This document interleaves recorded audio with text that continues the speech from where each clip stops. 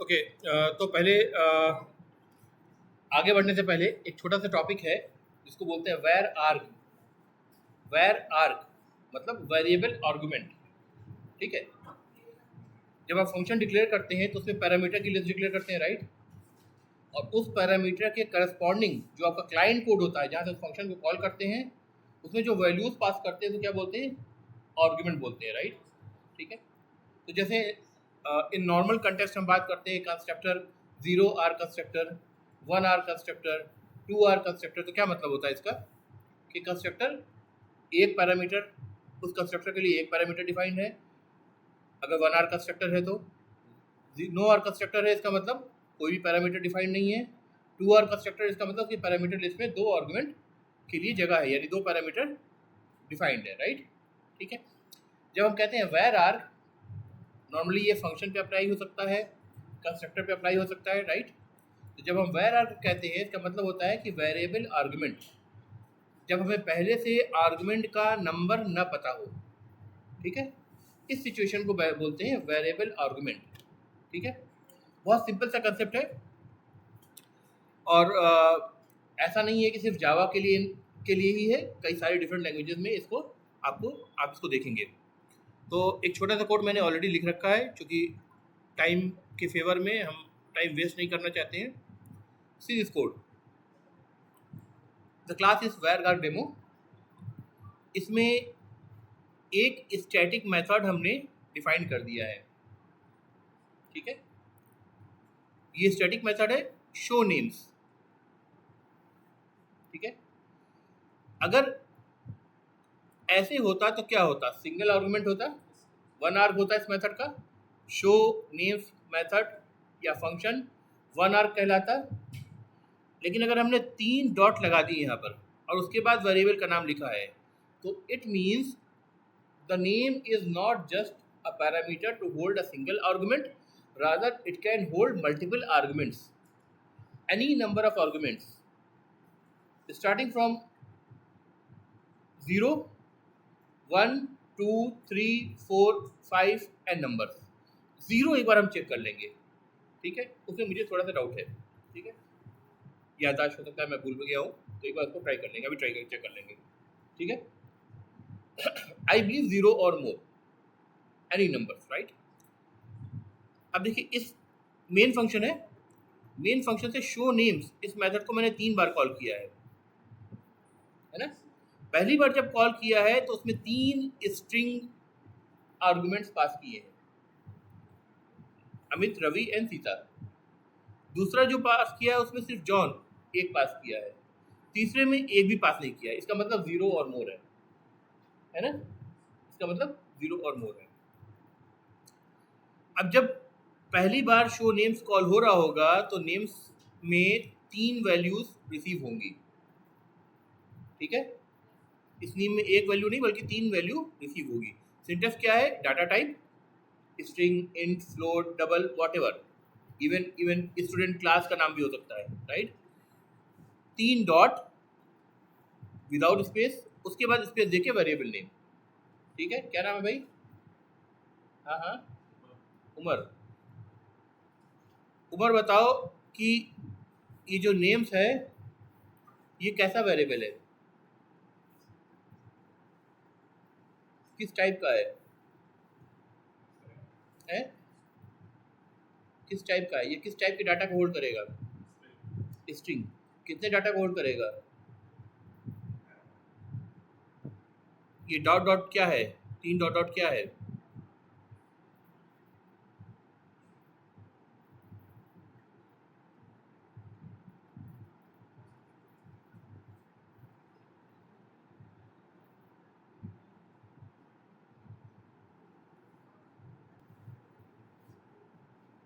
ध्यान से सुनो भाई, जब तुम ऐसे देखो, उमर तुम्हें तो दोबारा पूछूंगा मैं, ध्यान से सुनो, अभी पूछूंगा।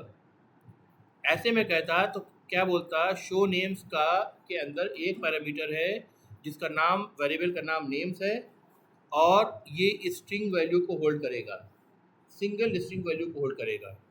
उस कंडीशन में देखो यहाँ पे कंपाइलेशन एरर आ गई, राइट। यहाँ पे कंपाइलेशन एरर आ गई लेकिन यहाँ पे नहीं आई। क्यों?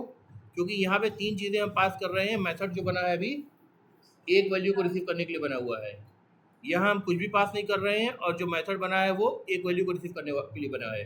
तो दोनों में कंपाइलेशन एरर क्या आ रही है, देखो message, the method show name string यानी single string in type where are demo is not applicable for argument string string string, यानी तीन आर्गुमेंट आपने पास करा ना ऑफ द टाइप स्ट्रिंग, तो तीन आर्गुमेंट के लिए ये अप्लीकेबल नहीं है, ये एक आर्गुमेंट के लिए अप्लीकेबल है। लेकिन जब मैंने यहाँ पे इसके आगे स्ट्रिंग के आगे डॉट डॉट डॉट लगा दिया तो इसका मतलब अब ये तीन आर्गुमेंट के लिए भी अप्लीकेबल है, ये एक आर्गुमेंट के लिए भी अप्लीकेबल है, ये 0 के लिए भी अप्लीकेबल है, ये 2 के लिए भी अप्लीकेबल है, ये 10 के लिए भी अप्लीकेबल है ना, ये जितने आप चाहो उतने के लिए अप्लीकेबल है। हाँ, इसी को हम बोलते हैं वेर आर्ग। अब ये आर्गुमेंट जो बन रहा है यानी पैरामीटर जो बन रहा है वेरिएबल आर्गुमेंट्स को एक ही नाम के अंदर कैप्चर करने के लिए बन रहा है। सिंपल सी बात है। अब जब यहाँ रिसीव हुआ, अच्छा बताओ नॉर्मल डाटा स्ट्रक्चर में जो हम पढ़ते हैं है ना, जो इनफैक्ट फ्रॉम सी आप पढ़ते आ रहे हैं, वो कौन सा प्रिमिटिव वैल्यूज या नॉन प्रिमिटिव वैल्यूज को होल्ड करने के लिए कौन सा डाटा स्ट्रक्चर है जो एज अ कंस्ट्रक्ट प्रोवाइड किया था हर लैंग्वेज में, जो मल्टीपल वैल्यूज को होल्ड कर सकता है at the same time, homogeneous अरे, राइट। इनफैक्ट ये कुछ भी नहीं है, अंदर से ये एक अरे है, यानी अब ये स्ट्रिंग अरे है नेम्स, ठीक है। जो आप वैरा कह रहे हैं ना, वैरा कोई अजीब गरीब कंसेप्ट नहीं है, बल्कि ये सिंपली एक अरे है। अगर मैं इसको सिंपली ऐसे कहता ना, कोड में कोई फर्क नहीं आएगा, कोड में कोई फर्क नहीं आएगा, क्योंकि एक्चुअली ये भी जो इंटरनली इसको बना रहा है वो स्ट्रिंग ही बना रहा है। कहीं कंपाइलेशन आई थी ऐसा करने पर, कोड चला के भी दिखा दूंगा तो भी कोई प्रॉब्लम नहीं आएगी, सेम सेम आउटपुट मिलेगा आपको, ठीक है। अब जो है ये जो वैराग जिसको मैं कह रहा हूँ, this is nothing but internally it's an array. Now here because its data type is a string, so it will hold the elements of a string, just that we are not fixing the size of the array, right? size of the array यहाँ fix होता भी नहीं है। size of the array तो यहाँ पे जब array बनाएंगे तब फिक्स होगा ना, अगर array हम पास करेंगे तो, right? तो ये array ही है, इसको हम बोल रहे हैं var, क्योंकि हमने तीन इक्लिप्स लगा दी, तीन डॉट लगा दिए हैं, राइट। इंटरनली वो array की तरह ट्रीट हो रहा है, तो अगर वो अरे की तरह ट्रीट हो रहा है तो उससे वो सब काम हो सकता है जो अरे पे हो सकता है। अरे पे हम क्या करते हैं, ये क्या है, एडवांस फॉर लूप है, जिसको अगर आप पाइथन वगैरह में कहें तो फॉर ईच लूप भी कहते हैं, फॉर ईच लूप यानी फॉर ईच एलिमेंट, राइट। तो ये क्या कर रहा है, नेम्स, नेम्स मतलब जो कई सारे नेम्स हैं जिसके अंदर वो अरे, उसको राइट साइड में रख रहा है और उसका एलिमेंट एक एक करके निकाल रहा है, नेम में डाल रहा है जिससे जो स्ट्रिंग टाइप का है, और उस एक एक एलिमेंट को लेकर के प्रिंट करता जा रहा है, ठीक है। सिंपल लूप से भी आप कर सकते थे, for I is equal to 0, I is less than names dot length I plus plus, है ना, और उसमें आप करते वेरिएबल को आप name of names of I को आप प्रिंट करते जाते इसकी जगह, वो भी कर सकते थे सिंपल लूप से, फॉर लूप से, जिसमें तीन कंडीशन होती है ना। ये एडवांस फॉर लूप है, इसमें सिंपल है ये कि एक तरफ आप कलेक्शन का नाम दीजिए, दूसरी तरफ एक वेरिएबल बना दिए जो उस कलेक्शन के एलिमेंट के टाइप को रिप्रेजेंट करता हो, ठीक है। अब बारी बारी एक एक एलिमेंट उस वेरिएबल में आएगा और प्रिंट होता जाएगा, दूसरी बार आएगा दूसरा एलिमेंट इसमें आएगा, उसी पे रिप्लेस होगा, फिर प्रिंट होगा, और ये चलता रहेगा जब तक पूरे कलेक्शन के साइज को आप एग्जॉस्ट न कर लें, यानी पूरा पाइट्रेट न कर लें, राइट, सिंपल, ठीक है। तो अब अगर हम प्रिंट करेंगे, इसको चलाएंगे, कोड को रन करेंगे, तो पहला शो नेम्स क्या हमें आउटपुट देगा, अमित रवि सीता, उससे पहले प्रिंट करेगा number of names is equal two names dot length. Names क्या है, स्ट्रिंग टाइप का है, स्ट्रिंग क्लास के अंदर एक लेंथ वेरिएबल है, स्ट्रिंग क्लास के अंदर एक लेंथ वेरिएबल है। देखिए स्ट्रिंग क्लास में खोल रहा हूँ, स्ट्रिंग क्लास के अंदर आप देखिए वेरिएबल्स कौन कौन से हैं, इसके अंदर आप देखिए कंट्रोल एफ, लेंथ कहाँ कहाँ मिलेगा मुझे देखते हैं,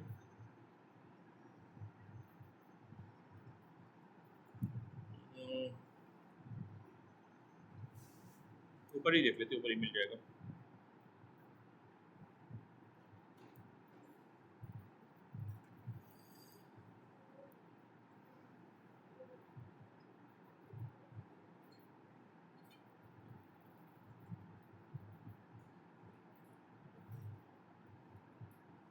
या एक काम करते हैं, आसान तरीका करते हैं।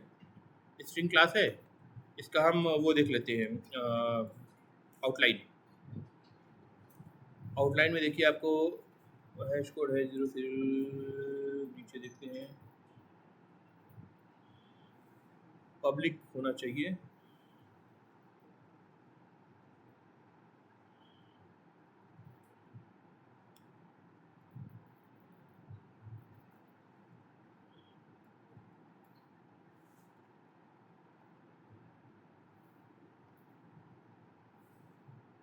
कोई ना, थोड़ा मुश्किल होता है। ये देखिए लेंथ फंक्शन है,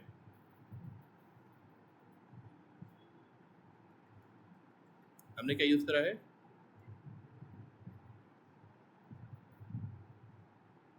लेंथ वेरिएबल यूज़ करा है।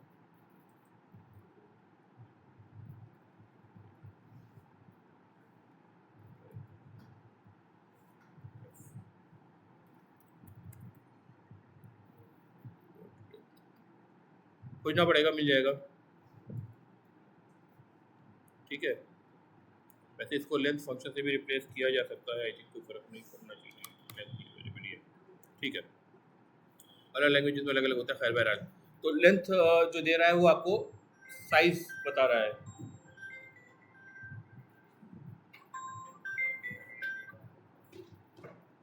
ठीक है, तो पहले ये क्या प्रिंट करेगा, मैसेज करेगा number of names is equal two names dot length. Length मतलब कितना है, मतलब 3 एलिमेंट है, 3 प्रिंट करेगा, राइट। और उसके बाद उसको आइट्रेट करके एडवांस फॉर लूप से उन तीनों को प्रिंट करेगा फर्स्ट केस में। सेकंड केस में प्रिंट करेगा number of names is equal to 1 और उसमें जॉन प्रिंट करेगा। तीसरे में number of name must be 0 print करेगा और कुछ भी प्रिंट नहीं करेगा, राइट।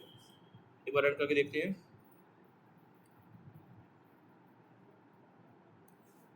देखिए पहला शो नेम्स है, दूसरा शो नेम्स है, तीसरा शो नेम्स है, राइट, करेक्ट।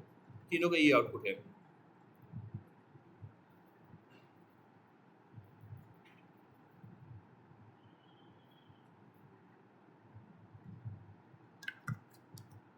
अच्छा बताइए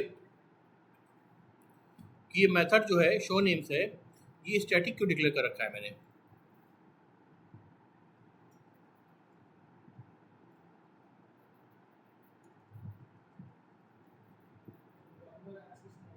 है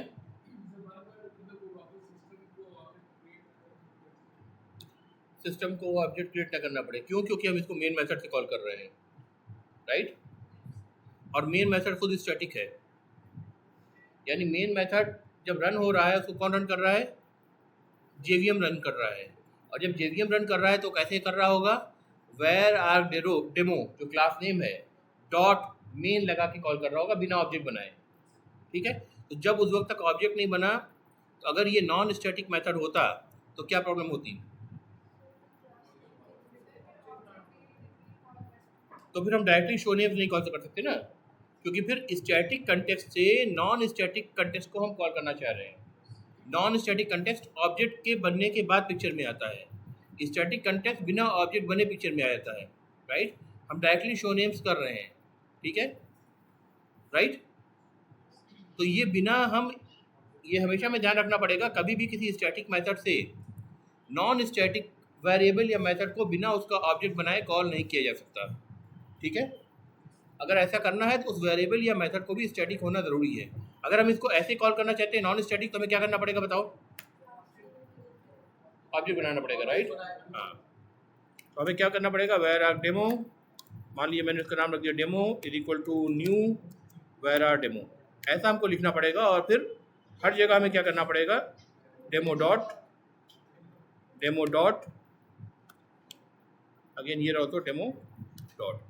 अब ये क्या हुआ कि स्टैटिक कंटेक्स्ट से आप नॉन स्टैटिक मेथड को कॉल कर पा रहे हैं, लेकिन on the reference variable of the object.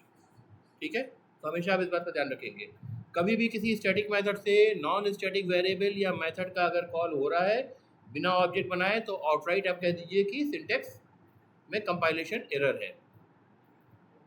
ठीक है, ठीक है, तो ये दोनों ही तरीके हैं। बहरहाल सीखने वाली बात यह है कि दो बातें हैं, एक तो स्टैटिक कंटेस्ट से नॉन स्टैटिक कंटेस्ट को बिना ऑब्जेक्ट बनाए आप कॉल नहीं कर सकते, है ना।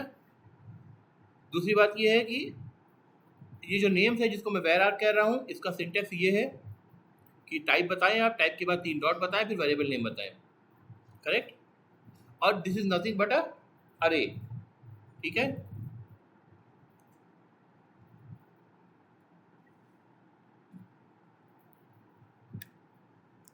Demo dot show names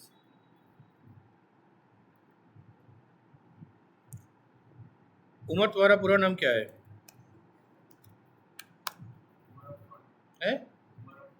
Umar Affan. ये बताओ, ये अब अगर मैं इसको कॉल करूंगा तो पूरा उमर अफ़ान प्रिंट करेगा ये वाला या नहीं करेगा, या सिर्फ उमर करेगा? क्यों करेगा बताओ? उमर रिसीव हो गया नेम्स के अंदर, तो उसको तो सिर्फ उमर प्रिंट करना चाहिए ना।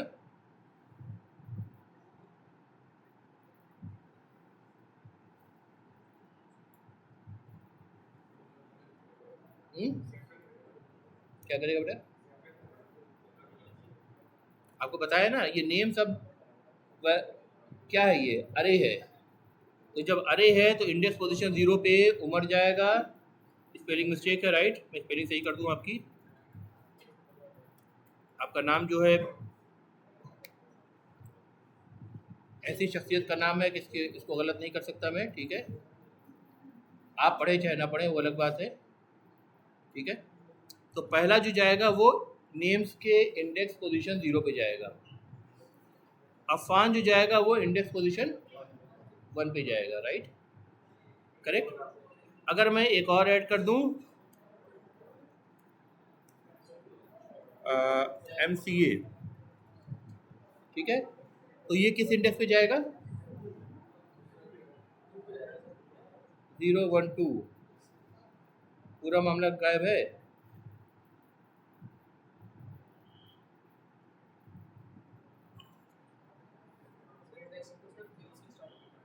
इंडेक्स 0 से स्टार्ट होता है, ऑफ कोर्स। आप चाहे तो ये लूप लगाओ, चाहे इंडेक्स 0 से चला करके ट्रिवियल लूप लगा लो, एक ही बात है, ठीक है। कोड लिखने की जरूरत नहीं ना, हो जाएगा ना, ठीक है। देख लीजिए भाई, उमर साहब क्या प्रिंट कर रहा है? तीनों प्रिंट कर रहा है ना। वेरिएबल एक दिख रहा है लेकिन प्रिंट तीनों कर रहा है, क्योंकि ये वेरिएबल, इसको हम वेरार बोल रहे हैं, एंड दिस इज एन अरे, ठीक है। अरे में मल्टीपल होमोजीनियस एलिमेंट्स स्टोर करते हैं आप, ठीक है। एंड बाय द वे, जो मैं कह रहा हूँ मल्टीपल होमोजीनियस एलिमेंट स्टोर करते हैं, क्या इस चीज़ को चैलेंज किया जा सकता है? मैं इसलिए पूछ रहा हूँ क्योंकि आप लोग अब 6 महीने बाद जॉब के इंटरव्यू देंगे। बचपन से डिफिनेशन सुनते आ रहे हैं ना, जब से पहली लैंग्वेज पढ़ी है। अरे is nothing but a linear arrangement of sequential arrangement of elements of the homogeneous type that could be dynamically, क्या कर सकते हैं, एक्सेस्ड। यही सब पढ़ा होगा ना, अपनी वर्ड में बोल रहा हूँ मैं, ठीक है। तो इसमें होमोजीनियस आ रहा है। होमोजीनियस का मतलब क्या है कि अगर स्ट्रिंग टाइप का है तो मैं स्ट्रिंग के अलावा कुछ और नहीं डालूंगा इसमें, इसमें इंट नहीं डालूंगा, राइट। क्या मैं इसको ब्रेक कर सकता हूँ फॉर सम बाय सम वे? इस डिफिनेशन को by some way can I break it? Is it possible और not?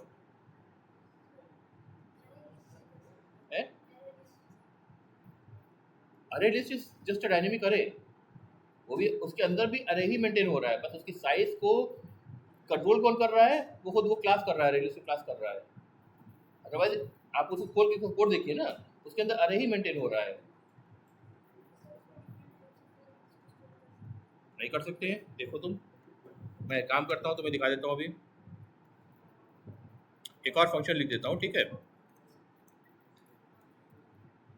Public static void show dynamic अरे, मतलब अरे लिस्ट, ठीक है। पास क्या करूं मैं? Programme to super type array list ना यूज करके मैं लिस्ट पास कर रहा हूं, ठीक है। लिस्ट एल, ठीक है। फॉर लूप ऐसे ही चला देते हैं। इसको इसको मैं फिक्स भी कर दे रहा हूँ, ऑफ टाइप स्ट्रिंग। ठीक है, ये क्या एरर दे रहा है? List cannot be resolved to a type. Import आपको करना पड़ेगा। लिस्ट किस में है? जावा डॉट यूटिल पैकेज में। सेम पैकेज में जावा डॉट लैंग पैकेज में होता तो इंपोर्ट नहीं करना पड़ता, जावा डॉट यूटिल पैकेज में। या तो मैं इंपोर्ट पर क्लिक कर दूँ या सिंपली कंट्रोल शिफ्ट और ओ दबाऊंगा, अपने आप इधर इंपोर्ट का स्टेटमेंट ऐड हो गया, एरर चली गई। ठीक है, ये आ गया। एल उसका रेफरेंस वेरिएबल है। Now this can hold what? This can hold अरे list, this can also hold link list. दोनों ही इंप्लीमेंटेशन को होल्ड कर सकता है ये। अब मैं क्या कर रहा हूँ, सिंपल सा एक काम करता हूँ, एक अरे लिस्ट यहाँ बना देता हूँ, लिस्ट ऑफ से स्ट्रिंग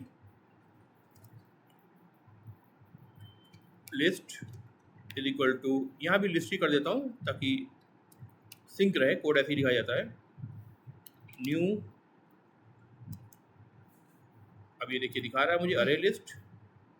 ठीक है, ठीक है, लिस्ट में ऐड कर दे रहा हूँ, list dot add element add कर रहा हूँ, स्ट्रिंग एलिमेंट ऐड करने की कोशिश करता हूँ मैं। मेरा नाम का पहला वर्ड, पहला शाह डाल दिया मैंने। फिर ऐड करने की कोशिश करता हूँ, list dot add,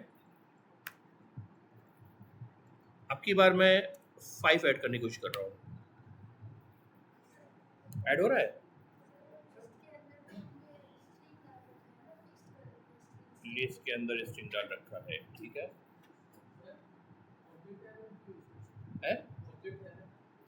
object use कर सकते हैं, करेक्ट। हमने यहाँ पे ये जो ये जो लगाया है दो लेस देन और ग्रेटर देन सिंबल के अंदर, इसको क्या बोलते हैं?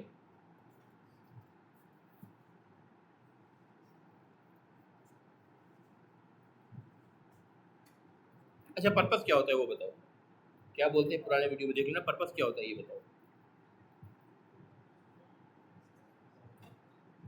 स्ट्रिक्ट टाइप चेक को फोर्स करना, इन्फोर्स करना। स्ट्रिक्ट टाइप चेक करने का मतलब क्या है कि हमने बता दिया कि ये जो लिस्ट है, चाहे उसके अंदर अरे लिस्ट आए या लिंक लिस्ट आए, इधर भी और इधर भी, हमने बता दिया उसके अंदर स्ट्रिंग ही एलिमेंट आप ऐड करेंगे, कोई और टाइप का एलिमेंट ऐड नहीं करेंगे। ठीक है, तो जब हमने पहले से इसको इन्फोर्स कर दिया है तो ये कंपाइल टाइप भी चेक करके मुझे एरर दे रहा है ना। यानी ये जो वैलिडेशन है कि जो आप डाटा पास कर रहे हैं वो स्ट्रिंग है कि नहीं, ये पूरा जो काम है ये कब हो रहा है? ये कोड के रन टाइम पे नहीं हो रहा है, ये कब हो रहा है? कोड के कंपाइल टाइम पे हो रहा है। ठीक है, अगर ये कोड के रन टाइम पे होता तो ये वाला वैलिडेशन भी उस वक्त चलता, तो आपका जो एक्चुअल बिजनेस लॉजिक है उसका टाइम जो होता उसको मिलता सीपीयू साइकिल, वो और कम होती, यानी आपका कोड परफॉर्मेंस में और स्लो हो जाता। तो जब भी कोई लैंग्वेज आप देखें स्ट्रिक्ट टाइप चेक लैंग्वेज है, और वो जितनी ज़्यादा स्ट्रिक्ट टाइप चेक लैंग्वेज होगी, जितनी टेक्निक्स वो लगा रही है, आप समझ लीजिए कि कंपाइल टाइम में वो आपको परेशान करेगी हर चीज़ के लिए, लेकिन रन टाइम में जब प्रोग्राम डिप्लॉयमेंट के बाद परफॉर्म कर रहा होगा क्लाइंट के पास, तो उसकी स्पीड परफॉर्मेंस के हिसाब से बेहतर होगी। ठीक है, Java has got through a long way.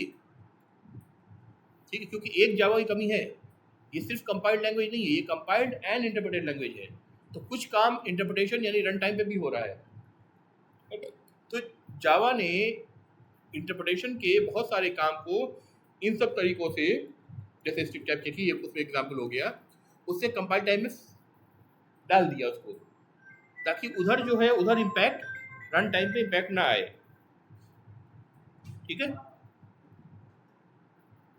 Developer अगर परेशान हो रहा है थोड़ी देर के लिए वो दिक्कत नहीं है, वहाँ पे अगर बग आ जा रहा है, जब जब फाइनेंशियल ट्रांजेक्शन्स हो रहे हैं तो प्रॉब्लम है ना। तो कोड आपका रोबस्ट जो कहते हैं ना, यही रोबस्ट कोड होता है। ठीक है, रोबस्ट है, गलती से बच रहा है। अब जैसे इन्होंने कहा, क्या नाम है भाई आपका? है सैयद रिजान। इन्होंने कहा कि भाई यहाँ पे हम ऑब्जेक्ट डाल दें, चलो हम ऑब्जेक्ट डाल देते हैं। Object is the super type of और यूनिवर्सल सुपर टाइप, राइट। तो जैसे हम ट्रायंगल के रेफरेंस वेरिएबल से इक्विलेटरल ट्रायंगल को रेफर कर रहे थे पेरेंट टाइप से, तो ऑब्जेक्ट जो है ये यूनिवर्सल सुपर टाइप है, यानी हर जो भी क्लास का ऑब्जेक्ट आप चाहे इसमें डाल दें सबको रिफर कर लेगा, राइट। अब देखो यहाँ से एरर चली गई, जो इन्होंने कहा एरर चली गई। अब ये 5 को भी ऐड कर लेगा। प्रॉब्लम कहाँ आएगी फिर? प्रॉब्लम आएगी अगर आपने ऐसा कुछ करा है। अब देखिए ये क्या कह रहा है, ये change type list to list string, नहीं तो यहाँ पे भी आपको ऑब्जेक्ट करना पड़ेगा ना, ऑब्जेक्ट, ठीक है। अब ये आपने ऐसा कर दिया,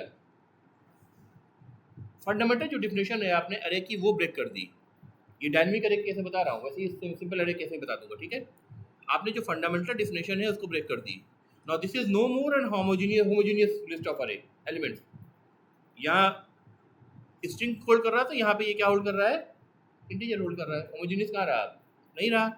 अब जब हम इससे कुछ कराना चाहेंगे, फॉर एग्जाम्पल मैंने फॉर लूप लिखा, मैं सेम कॉपी कर ले रहा हूँ।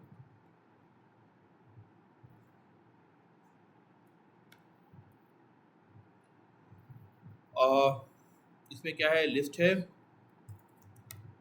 और यहाँ हम कहते हैं एलिमेंट, ठीक है,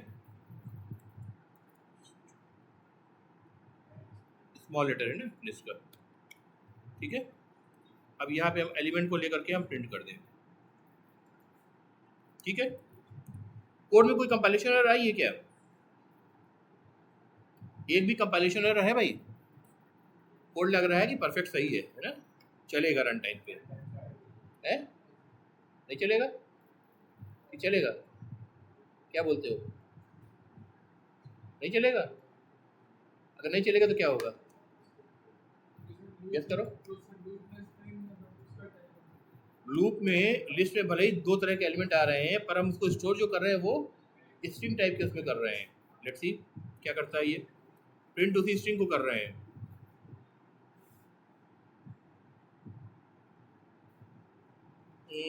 वहां से हमने पास, अच्छा मेथड कॉल नहीं करा ना अभी, मेथड भी तो कॉल करना पड़ेगा भाई। आप लोग पूरी बात बताते नहीं हो यार।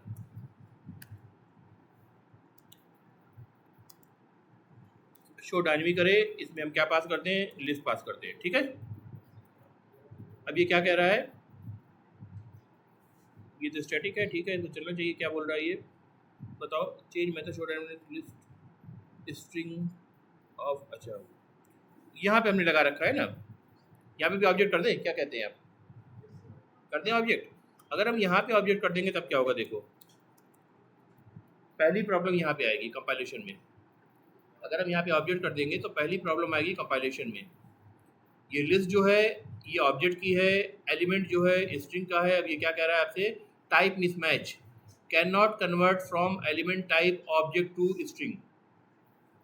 भाई ऑब्जेक्ट तो पेरेंट क्लास है ना, सारे ही टाइप उसके चाइल्ड क्लास हो सकते हैं, तो क्या गारंटी है स्ट्रिंग ही उसका टाइप चाइल्ड क्लास होगा?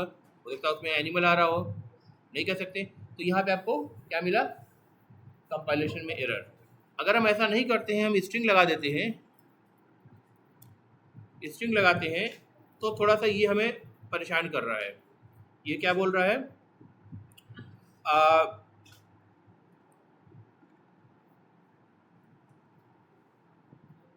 The method show dynamic array list string, जो लिस्ट है वो स्ट्रिंग के लिए फिक्स है, in the type var demo is not applicable for argument list object, object के लिए अप्लीकेबल नहीं है। अब बताओ कोई ऐसा तरीका है कि मैं इस कंपाइलेशन एरर को सेटिस्फाई कर लूँ?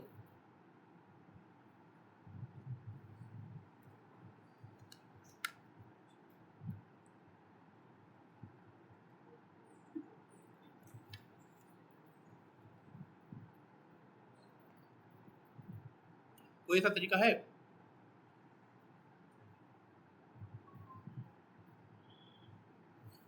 कि ये कोड कंपाइलेशन एरर मुझे शो ना करे, कोई तरीका है ऐसा? पढ़ाने में कुछ आया, कुछ और आया था, बात कहीं और चली गई है, खैर चलो।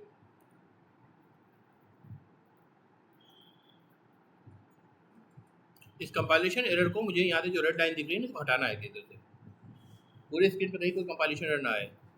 कोई आके कर दे, उसको इंटरनल में 5 नंबर एक्स्ट्रा मिल जाएंगे बिना चैट जीपीटी यूज़ किए।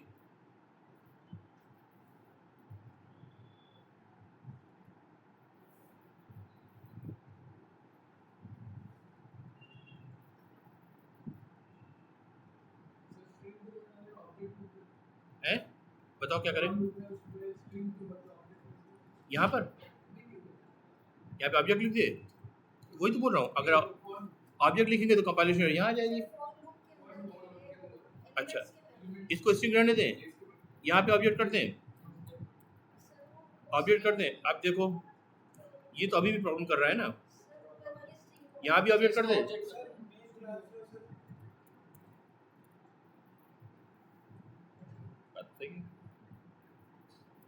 किस किसने बनाया है?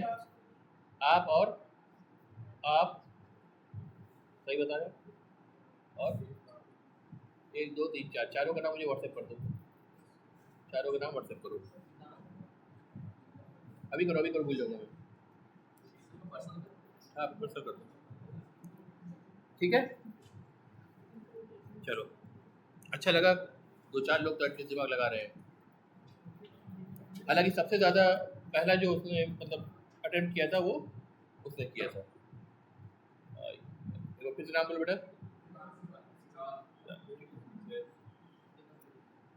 लेकिन बाकी लोगों ने कैचअप कर लिया था साथ में, है ना।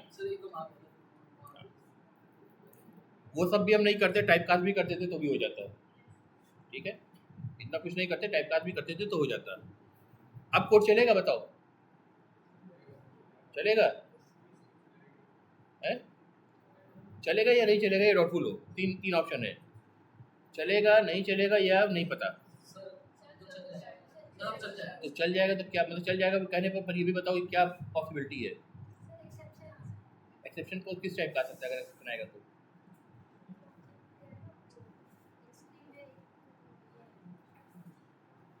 चला के देखते हैं, चलो देख ही लेते हैं।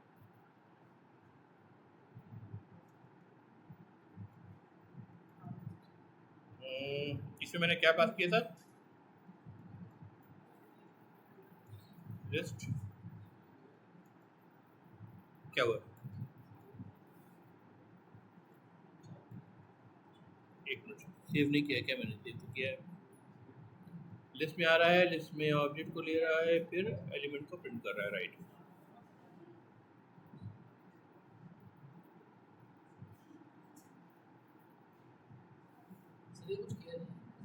हाँ ये देखो पहले प्रिंट हुआ है ना, सबसे पहले है। क्या बताओ?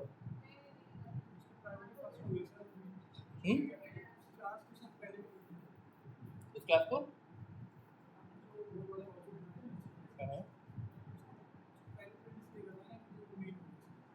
हाँ वही पहले ऊपर आ गया ना, वही कह रहा हूँ ना। हाँ वो तो ठीक है, उसी मूव कॉल के ना सबसे ऊपर प्रिंट कर रहा है। चल तो गया, चल तो गया, लेकिन क्या ये ठीक है? अगर मान लो इस काम के लिए चल गया, लेकिन इंटरनली वी नो दैट हम जो स्ट्रिंग बना रहे थे, अगर हम उसमें जो स्ट्रिंग एलिमेंट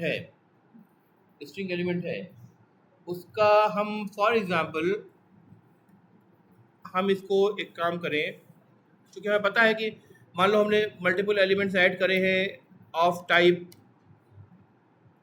स्ट्रिंग, ठीक है। से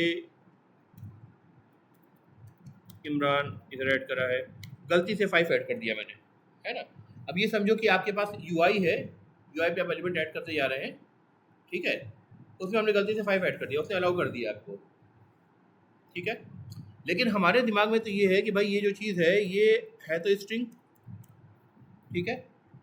और अगर ये स्ट्रिंग है तो हम हो सकता है कि हम चाहें कि इसमें स्ट्रिंग का कोई मेथड कॉल करना चाहें, जैसे कैर एड इंडेक्स 0, यानी फर्स्ट कैरेक्टर। अब क्या होगा? कोड तो अभी भी कंपाइल हो रहा है। दो प्रॉब्लम है, एक तो हमें एक्सटर्नली कास्ट करना पड़ा, स्ट्रिंग के फंक्शनलिटी को कॉल करने के लिए एक्सटर्नली हमें कास्ट करना पड़ा। अब लेकिन अब होगा क्या रन करने पर? क्या बोल रही थी बेटा, बताओ। हाँ हाँ, इसके लिए एस प्रिंट होगा, राइट। फिर दोबारा घूम के आएगा, फिर इसके लिए आई प्रिंट होगा। इसी वजह घूम के आएगा, जब 5 दे रखा तब क्या होगा? एरर देगा है। 5 को स्ट्रिंग में कन्वर्ट करेगा। अच्छा, देखते हैं।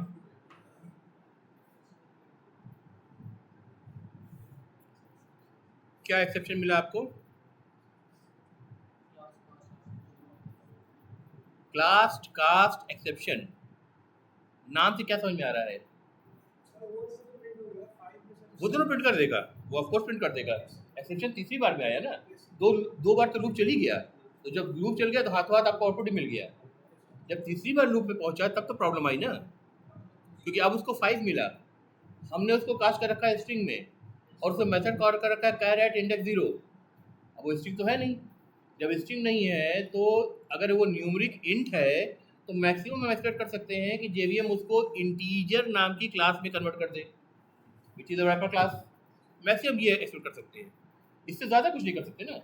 वो उसको स्ट्रिंग में थोड़ा कन्वर्ट कर देगा, वो तो वही करेगा जो जिसके लिए उसको बताया गया कि ये करना है आपको इस कंडीशन में, है ना। तो इसने दिया क्लास कास्ट एक्सेप्शन, नॉर्मल, ठीक है।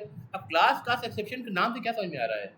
ये एक नाम की क्लास है जिसका एक्सेप्शन थ्रो हुआ, यानी उसका ऑब्जेक्ट थ्रो हुआ एज एक्सेप्शन। तो क्लास को जब हम कास्ट कर रहे थे, यानी एक फॉर्म से दूसरे फॉर्म में कन्वर्ट कर रहे थे, तो इनकम्पेटिबल था, इसलिए एक्सेप्शन आ गया। That is why the name is class cast exception. ऐसा समझ में? ये कब आया? रन टाइम पे आया। अगर हम अरे की डिफिनेशन को ब्रेक करते हैं, और साथ में न सिर्फ ब्रेक करते हैं बल्कि लैंग्वेज के फीचर्स को यूज करते हैं इस ब्रेक करने के लिए सपोर्ट करने में, राइट, ठीक है, तो रन टाइम में हम ट्रबल में जाने वाले हैं, फिर प्रोग्राम हमारा रन टाइम में शट डाउन होने वाला है फिर, करेक्ट। ये तो 3 डाटा है ना, 1 मिलियन डाटा हो, रिकॉर्ड हो डिफरेंट एम्प्लॉयज का या डिफरेंट पॉपुलेशन सेंसस का हो, तब क्या करेंगे फिर? तब अगर आपने फॉर्म पे गलत भर रखा है और उसने सर्वर पे आते ही आपको प्रॉब्लम नहीं बताया उसको, ठीक है, या अगर कंट्रोल एप्लीकेशन ही उसी में आप एंट्री कर रहे हैं, आपको वहाँ नहीं रोक रहा है, तो इसका मतलब रन टाइम में आप गलत एंट्री डाटाबेस में भेज चुके होंगे, और जब उसकी आप रिपोर्ट वोट बना रहे होंगे तो उस टाइम जाकर के वो प्रॉब्लम क्रिएट कर देगा। अब आप डिबग करते फिरो कि किस जगह से गलती हुई, कहाँ गलती हुई, है ना, तो ये रोबस्ट नहीं रहा ना फिर, ठीक है। तो बाय डिफिनेशन जो अरे की डिफिनेशन है, टेक्निकली उसको ब्रेक किया जा सकता है, दैट इज क्वाइट पॉसिबल। जैसे मैंने इसके डायनेमिक अरे के लिए करा, इस तरह मैं स्टैटिक अरे के लिए भी कर सकता हूँ, ठीक है। और इनफैक्ट मुझे यहाँ बाहर जगह जगह ऑब्जेक्ट लिखने की जरूरत भी नहीं है। अगर मैं इसको ऑब्जेक्ट हटा के सिंपली लिस्ट कर दूँ ना, तो this is nothing but object. जब मैं जनरिक लगा रहा हूँ, मतलब मैं ये लगा रहा हूँ less than greater then simple में स्ट्रिंग लगा रहा हूँ, तो देखो तभी वो आपको फिक्स कर रहा है स्ट्रिंग के लिए, अदरवाइज नहीं लगा रहा हूँ तो ये ऑब्जेक्ट ही है। हाँ, ये तब आपको वार्निंग ज़रूर दे रहा है। जब आपने ऑब्जेक्ट लगाया था मैनुअली, तब उसने वार्निंग नहीं दिया, क्योंकि वो समझ रहा है कि आपने लिखा है ऑब्जेक्ट, तो आप समझ रहे हैं आप क्या कर रहे हो। लेकिन यहाँ जब आपने नहीं लिखा है तो ये आपको वार्निंग दे रहा है, array list is a raw type reference to generic type, जो लेस देन ग्रेटर देन है तो जेनरिक बोलते हैं ना। Generic type array list E should be parameterize, मतलब इसमें आपको बताना चाहिए कि स्ट्रिंग है, इंटीजर है, किस टाइप का है, या ट्राइंगल टाइप का है, बताना चाहिए, ठीक है। तो ये आप नहीं बता रहे हैं तो ये आपको वार्निंग दे रहा है, कंपाइलेशन में एरर नहीं दे रहा है। तो जब जैसे कहते हैं ना डेवलपर कि हम वार्निंग से नहीं डरते, वार्निंग से जब एरर से निपट लो तो फिर वार्निंग को ज़रूर देखो, क्योंकि बहुत बार वार्निंग जो है आपको वो बता रही होगी जो रन टाइम में प्रॉब्लम क्रिएट करेगा, है ना, जो रन टाइम में प्रॉब्लम क्रिएट करेगा, ठीक है, क्लियर है। इसी तरह हम नॉर्मल अरे के लिए भी कर सकते हैं, डायनेमिक अरे की बात छेड़ दी इसलिए हम डायनेमिक अरे पे आ गए, अदरवाइज नॉर्मल अरे पे भी हम यही सेम काम कर सकते हैं, ठीक है, उसको ब्रेक कर सकते हैं। In the favour of time मैं इसको भी शो करके नहीं दिखा रहा हूँ, वरना करके दिखा देता आपको। एनीवेज, अब चलते हैं असली टॉपिक के ऊपर। लास्ट क्लास में जो हमने अब तक जितना कुछ करा था, छोटा सा प्रोजेक्ट बना के, इसके लिए हमने एक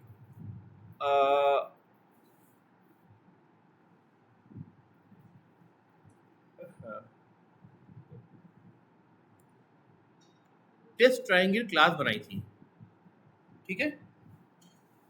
और ये आपको इसमें बहुत सारे टेस्ट केसेस हमने लिखे थे यूजिंग द ड्राइवर क्लास, जिसको मैंने बताया था, पुराना तरीका, जब कोई फ्रेमवर्क वगैरह नहीं हुआ करते थे, है ना, जब टेस्टिंग फ्रेमवर्क्स नहीं हुआ कर सकते थे यूनिट टेस्टिंग के लिए, और बताया था unit testing is a white box testing that has to be done by the developer.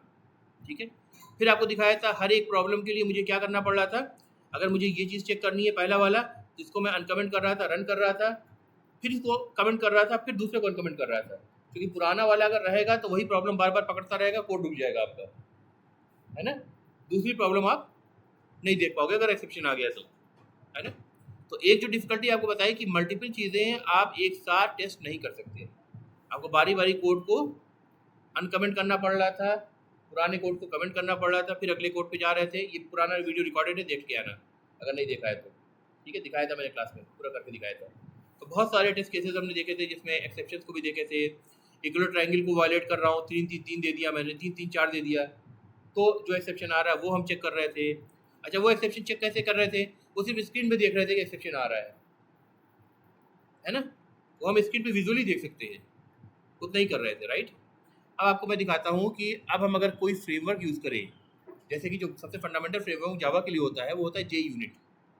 Model framework इससे ज़्यादा भी आ गए हैं जो जे यूनिट के ऊपर भी बिल्ड है और अलग से भी सेपरेट है, ठीक है। आप जब पढ़ेंगे, फंडामेंटल पता है तो किसी चीज़ पे मूव करना आपके लिए आसान होगा, ठीक है।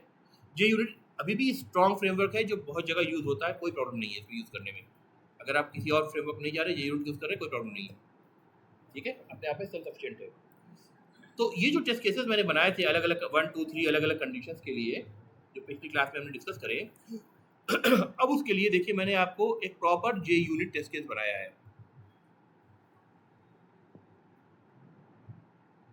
देखिए, यहाँ से देखिए, सबसे पहले हमें जे यूनिट की लाइब्रेरी को इंपोर्ट करना पड़ा, ठीक है, करेक्ट। और ये सारे के सारे स्टैटिक इंपोर्ट हैं, इसका मतलब डायरेक्टली हम इन फंक्शंस को कॉल कर सकते हैं। Assert equal is a function, static function, ठीक है।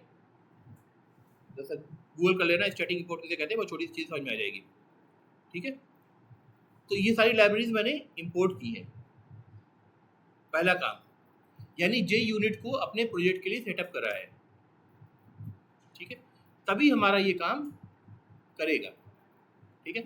अब सेटअप करना मैं आपको एक बार दिखा देता हूँ, पहले अंडू कर देता हूँ सेटअप में जो मैंने करा है।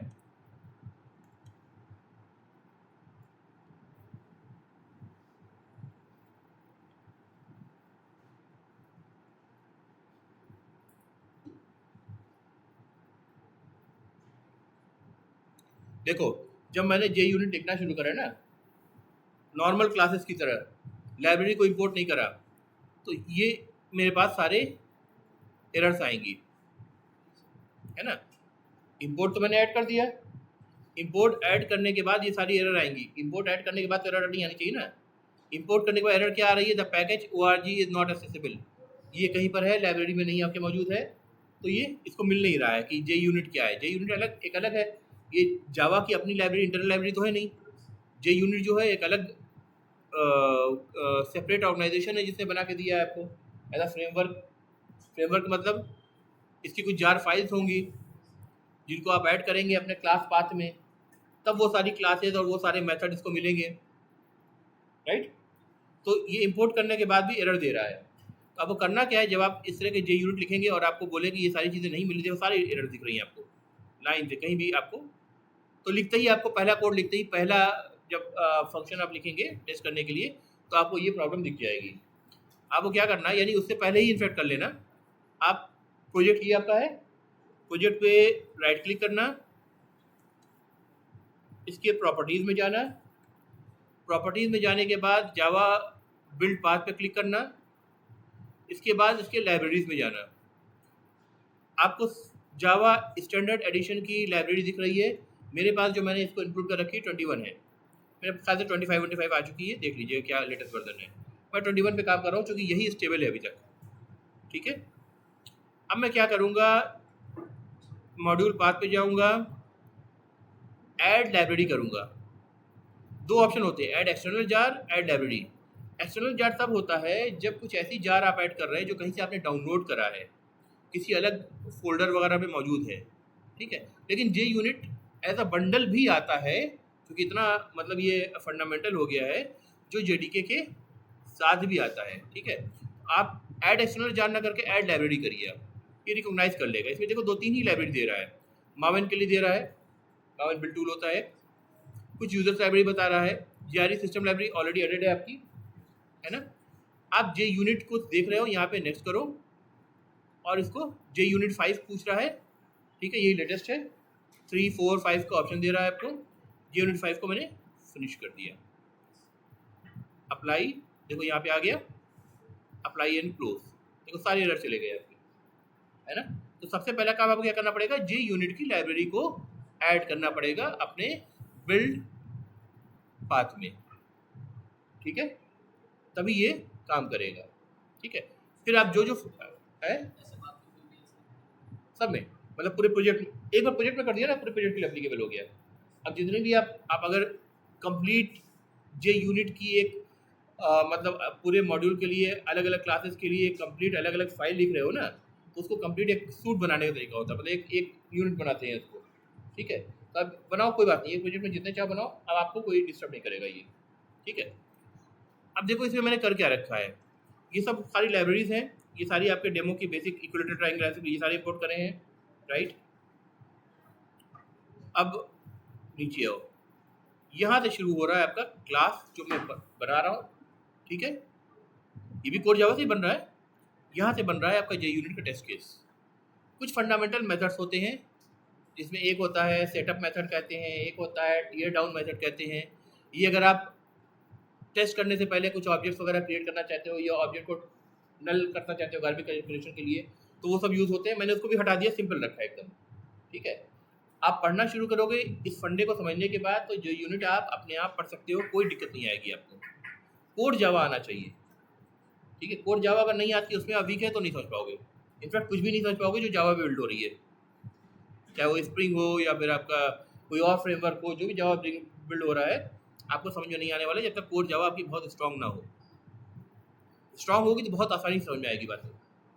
ठीक है, अब देखो ये क्या है, एनोटेशन। टेस्ट एनोटेशन होता है ये बताने के लिए कि ये जो फंक्शन है, ये एक टेस्ट केस है, ये किसी एक चीज़ को टेस्ट करने के लिए बना है। अब देखो ऐसे कितने टेस्ट हैं, एक टेस्ट दिखा, देखो एक दूसरा टेस्ट दिख रहा है, ये देखो तीसरा टेस्ट दिख रहा है, इस तरह कई सारे टेस्ट हैं। ठीक है, अच्छा फंक्शन का नाम भी मैंने ऐसे दिया है, जो फंक्शन का नाम जो है जो बताए कि क्या टेस्ट करने वाला हूँ, like test valid equilateral triangle, whether triangle is a valid equilateral triangle और नॉट। इसको टेस्ट कर रहा हूँ। क्या कर रहा हूँ, पहले एक ट्रायंगल का रेफरेंस वेरिएबल लिया, इक्विलेटरल ट्रायंगल का ऑब्जेक्ट बनाया, उसमें 5 पास कर दिया। ठीक है, अब हमने इसमें जो कंस्ट्रक्टर यूज करा था वो 1R कंस्ट्रक्टर है, उसने 3R कंस्ट्रक्टर को पास किया होगा, फिर 3R कंस्ट्रक्टर ने सुपर को पास किया होगा, याद है कोड, सुपर ने साइड 1 साइड 2 साइड 3 को सेट किया होगा। इस पूरे फ्लो में अगर कोई भी ये गलती हो गई होगी और कोई एक साइड भी गलत सेट हो गया, तो फिर हम क्या कर रहे हैं, इस टी पे साइड 1 को गेट कर रहे हैं, साइड 2 को गेट कर रहे हैं, साइड 3 को गेट कर रहे हैं, और इधर हार्डकोड वैल्यू 5 दे रहे हैं जो कि 5 में पास कर रहा है। और जो फंक्शन हम पास कर रहे हैं ये जे यूनिट का फंक्शन है जिसको स्टैटिक इंपोर्ट किया है। assert equal, that means make sure the expected value is, that is 5, is equal to the value that I am getting by calling this function। तो ये फंक्शन और इस फंक्शन तक डाटा के पहुंचने में जो भी चेंजेस आए हैं, है ना, उनमें कहीं भी प्रॉब्लम होगी तो ये असर्ट फेल कर जाएगा और ये टेस्ट केस फेल कर जाएगा। समझ बात आई। तो एक चीज तो हमने ये सेट करी कि सारे गेट साइड 1 साइड 2 साइड 3 जो हमें डाटा रिटर्न करके दे रहा है वो फ्लो के हिसाब से सही पहुंचा है और सही वैल्यू रिटर्न कर रहा है, दैट इज इक्वल ट्रायंगल के लिए 5 5 5 कर रहा है, करेक्ट। इन फ्लो में कहीं भी गलती होगी टेस्ट केस फेल हो जाएगा। फिर देखो ऐसा इक्वल्स फिक्स वैल्यू में दे रहा हूँ, एक्सपेक्टेड इक्विलेटरल कहाँ से मिल रहा है, टी डॉट गेट टाइप। मान लो गेट टाइप को मैं ओवरराइड करना भूल गया और वो पेरेंट क्लास से कुछ वैल्यू आ रही है, ठीक है, अनडिफाइंड, और उसने अनडिफाइंड दे दिया, टेस्ट केस फेल हो गया। ठीक है, तो ये इनफैक्ट इक्विलेटरल ट्रायंगल का एक फंक्शन लिख करके मैं इक्विलेटरल ट्रायंगल के मल्टीपल एस्पेक्ट्स को एक जगह इकट्ठा करके टेस्ट कर रहा हूँ। ठीक है, इसको आप सेपरेट आउट भी कर सकते हो तब, लेकिन फाइल आपकी बड़ी होगी, बहुत सारे फंक्शन होंगे, लेकिन सेपरेट आउट कर सकते हैं अकॉर्डिंग टू द नीड। ठीक है, एसर्ट equal 15 T dot calculate parameter. देखो कैलकुलेट पैरामीटर मेथड मैंने कॉल किया, 5 + 5 + 5 15 पैरामीटर आना चाहिए, ये एक्सपेक्टेड वैल्यू है, और ये आपका वैल्यू जो फंक्शन रिटर्न कर रहा है। फंक्शन के फॉर्मूले में कोई गड़बड़ी होगी तो क्या करेगा, गलत रिटर्न करेगा, टेस्ट केस आपका फेल हो जाएगा। ठीक है, बात समझ में आ रही है। डबल एक्सपेक्टेड एरिया, मैंने इक्विलेटर ट्रायंगल वाला एरिया कैलकुलेट करा है। ठीक है, और यह एसर्ट इक्वल एक्सपेक्टेड एरिया ये निकला हमारा। कैलकुलेट एरिया फंक्शन अगर सही काम कर रहा है तो ये यही एरिया देगा। और ये जो लास्ट में आप देख रहे हैं I1E-6, ये मैं प्रिसीजन बता रहा हूँ, क्योंकि ये जो वैल्यू होंगी ये फ्लोट या डबल वैल्यू होंगी। तो 1E-6 का मतलब होता है, मैं यहाँ लिख देता हूँ कमेंट में, इसका मतलब होता है 10 to the power 6, या कहिए, ऐसे कहिए 0 डॉट, मैं सिंपली वैल्यू ही लिख देता हूँ, 0.6 0 लगाता हूँ, 1 2 3 4 5 6, ये वन, छठे में 1। इतने प्रिसीजन तक अगर डिफरेंस है तो वो डिफरेंस एक्सेप्ट कर लूंगा मैं, ये प्रिसीजन के लिए मैं डाल रहा हूँ, है ना। डबल वैल्यू बहुत बड़ी वैल्यू हो सकती है ना, हो सकता है इस 6 डिजिट के बाद कोई चेंजेस आ रहा हो तो आई वोंट बॉदर। इससे पहले अगर कोई चीज़ है तो वो एक्सेप्टेड नहीं है, इसके बाद कुछ आ रही है, यानी बहुत माइन्यूट से डिफरेंस कहीं दूर जाके हो रहा है तो कोई प्रॉब्लम नहीं है। इस रेंज यानी 10⁻⁻6 से अगर पहले हो रहा है तो इसका मतलब मेरे आंसर में और जो फंक्शन जो का इम्प्लीमेंटेशन है उस इम्प्लीमेंटेशन में फ़र्क आ रहा है। हो सकता है आप जो नॉर्मल ट्रायंगल वाला आपने इनहेरिट करे करा है, हो सकता है क्योंकि वो बहुत ज़्यादा कंप्यूटेशन यूज़ कर रहा है, स्क्वायर रूट यूज़ कर रहा है, हर स्क्वायर रूट फंक्शन अपने प्रिसीजन में डिफरेंस करेगा, हो सकता है अल्टीमेटली वैल्यू डिफर कर जाए, है ना। और मुझे बड़ी प्रिसाइज वैल्यू चाहिए फॉर एग्जांपल, तो ये टेस्ट केस उसके लिए है। समझ बात आई। इस तरह और बहुत सारे टेस्ट केसेस है। अब देखो टेस्ट वैलिड आइसोस्केलेस ट्रायंगल, इसके लिए 2 साइड लिया, पहला साइड का मतलब फर्स्ट साइड हो गया, दूसरा जो 4 पास कर रहा हूँ ये साइड 1 साइड 2 दोनों हो गया, तो पहले को 6 से असेट किया, दूसरे 2 को 4 4 से असेट किया। टाइप में आइसोस्केलेस करा, get type, calculate perimeter, area, correct. अब इस तरह देखो कई सारे, बाकी हम अभी डिस्कस करते हैं, कई सारे टेस्ट केसेस हैं, है ना। इसका कोड देखेंगे दूंगा आपको, अब इसको पढ़िएगा, ठीक है। अभी सारे टेस्ट केसेस हैं, अब मुझे इसको रन करना है। अब मैं क्या करूँगा, इस फंक्शन पे जाऊँगा, राइट क्लिक करा मैंने, पहले यूनिट टेस्ट हम यूज़ क्या कर रहे हैं इसका पर्पस समझो, ठीक है। कोड हम आगे देख लेंगे। इसको रन एज करेंगे, रन एज जावा क्लास नहीं करेंगे, जे यूनिट करेंगे, क्योंकि इसमें मेन मेथड नहीं है, तो जावा आपको ऑप्शन देगा भी नहीं, वो मेन मेथड है ही नहीं इसमें, इस पूरे क्लास में कहीं भी मेन मेथड नहीं है। ये जे यूनिट के फ्रेमवर्क यानी उसके कंट्रोल में है, ये वो रन कर रहा है। तो इसमें ऑप्शन दिख रहा है आपको, जे यूनिट टेस्ट की तरह इसको रन करो, इसको आप सिलेक्ट करेंगे। ये एरर बता रहा है, क्योंकि कुछ जगह एरर है, छोड़िए उसको, प्रोसीड कर दिया मैंने। अब देखो क्या दिख रहा है आपको,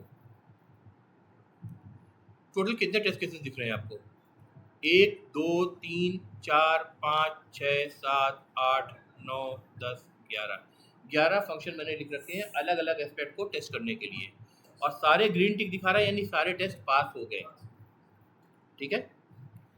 अब एक मजे की बात बताता हूँ जो इंटरव्यू में अक्सर पूछी जाती है, what is test driven development, TDD, test driven development, ठीक है, इंटरव्यू में बहुत पूछी जाती है। क्या लगता है नाम से क्या पता चल रहा है, डेवलपमेंट जो हम जिसको टेस्ट डिराइव करें।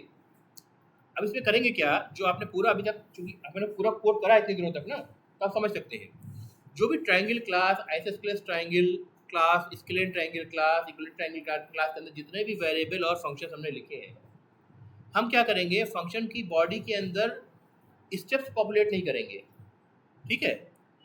पहले डिज़ाइन पे जाएंगे, उनके सारे वेरिएबल्स को डिफाइन करेंगे, उनके सारे फंक्शंस को डिफाइन करेंगे, फंक्शंस पे क्या आर्गुमेंट पास हो रहे हैं, क्या एक्सेप्शन थ्रो कर रहा है, ये सारी चीज़ें हम वहाँ डिक्लेयर कर देंगे।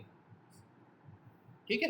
अब कैलकुलेट एरिया कैसे इंप्लीमेंट कर रहा है, इक्विलेटरल में कैसे कंट्रोल कर रहा है, बाकी सब में कैसे कर रहा है, वो कोड हम बाद में लिखेंगे, लेकिन हमारा स्ट्रक्चर रेडी हो गया। ठीक है, यानी हमें पता है कौन कौन से फंक्शन है। तो हम जब ये जो जो लिख रहे हैं गेट साइड वन, तो हमने पहले से पता है गेट साइड वन रिटर्न कर रहा है क्या, एक फ्लोटिंग पॉइंट वैल्यू या इंटीजर वैल्यू रिटर्न कर रहा होगा या डबल वैल्यू रिटर्न कर रहा होगा। तो हम एक वैल्यू के अगेंस्ट उसको टेस्ट कर सकते हैं। और जब हम सारे टेस्ट केस पहले लिख देंगे और रन करेंगे तो सारे टेस्ट केस फेल होंगे, क्योंकि कोड तो लिखा ही नहीं हमने। अब हम कोड लिखना शुरू करेंगे या जूनियर डेवलपर को देंगे, भाई अब इसमें कोड लिखो, और वो कोड लिख करके एक टेस्ट केस को पास करता जाएगा। ठीक है, बात समझ में आई आपको?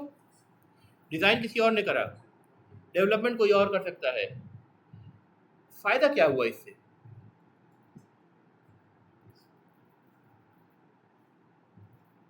फायदा क्या हुआ इससे? ये बहुत इंपॉर्टेंट $1 मिलियन क्वेश्चन है। फायदा क्या हुआ इससे है? कैसे?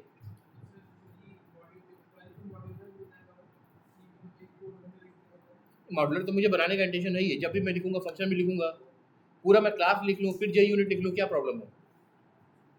अगर आइडियली मैं आपको थोड़ा एडवांस लेवल में पढ़ा रहा होता तो शायद मैं ऐसे ही करके बताता आपको, लेकिन तब आपको समझ में नहीं आता, इसलिए मैं अब ये बैक ट्रैक करके आपको बता रहा हूँ कि एज्यूम करो कि ऐसा हुआ होता।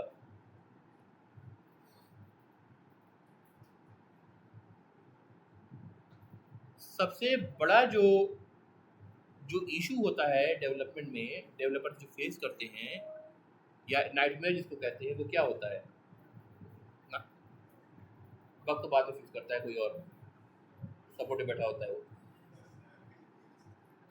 और टेस्ट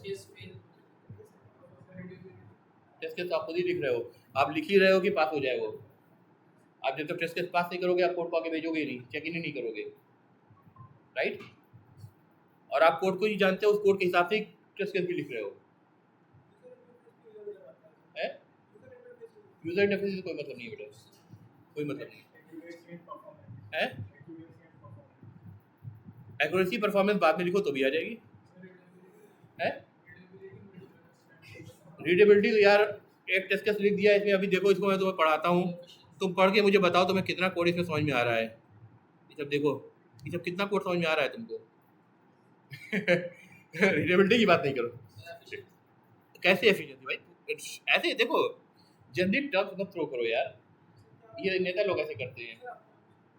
इससे फायदा क्या है यार? टेस्ट ड्रिवन डेवलपमेंट जो मैंने कहा कि पहले टेस्ट केस लिखो, टेस्ट केस लिखने के लिए पहले आपको सारे फंक्शन के आउटलाइन यानी उनकी सिग्नेचर को डिफाइन करना पड़ेगा, उनकी बॉडी डिक्लेयर करनी पड़ेगी, भले उसमें आप एक लाइन का भी कोड मत लिखो।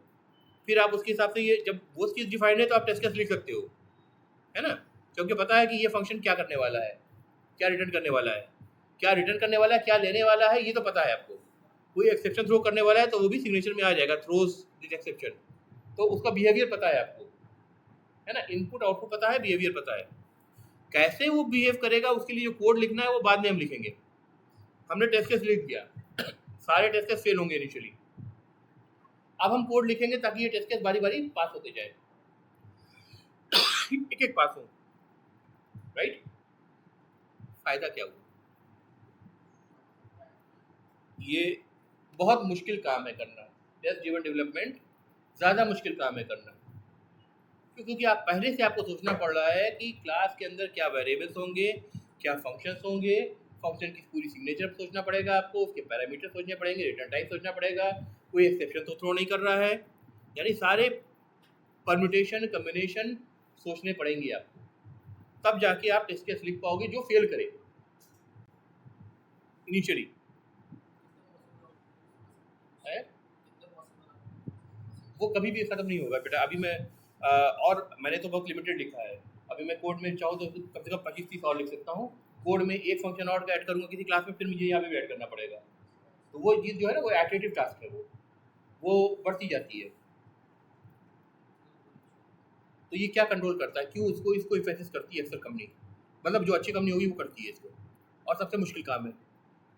वो अलग बात है डेवलपर चीट कर लेते हैं क्योंकि उनको डेडलाइन का फोर्स होता है।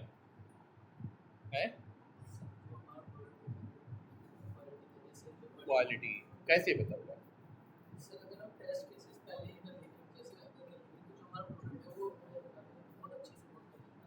कैसे वर्क करेगा? पहले तो टेस्ट केस ही सारे फेल हो रहे हैं। टेस्ट केस ही फेल हो रहे हैं। पहले फेल करके बाद में कोड लिख करके पास करा रहे हो, या पहले कोड लिख करके बाद में उसके लिए टेस्ट केस लिख रहे हो, उसको पास कर रहे हो? मतलब थोड़ा डिटेल बताओ, गलत सही से पढ़ रहे हो, बताओ।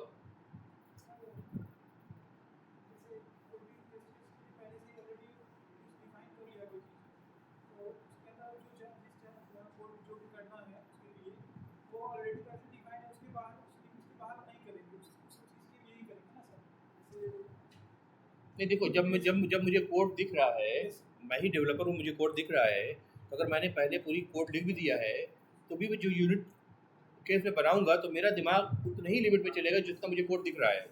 मैं उसी की वीकनेसेस को जो पॉसिबल है वो एक तरह से टेस्ट करने की कोशिश कर रहा हूँ। इनफैक्ट मैं उसको पास करने के लिए ही कोड लिख रहा हूँ, क्योंकि कोड ही मुझे दिख रहा है। और सबमिट ही तभी कर पाऊंगा ना, चेक इन तभी कर पाऊंगा जब मेरा टेस्ट के सारे रन करेंगे। एक भी फेल करेगा तो मैं चेकिंग थोड़ा ना कर पाऊंगा फिर मैं।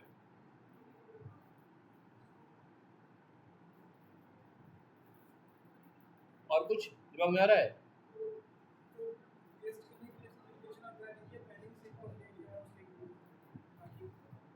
हाँ, पहले सेट कर दिया गया, यहाँ तक तुम सही हो। क्यों कर दिया गया पहले, उससे क्या फायदा होगा? हाँ?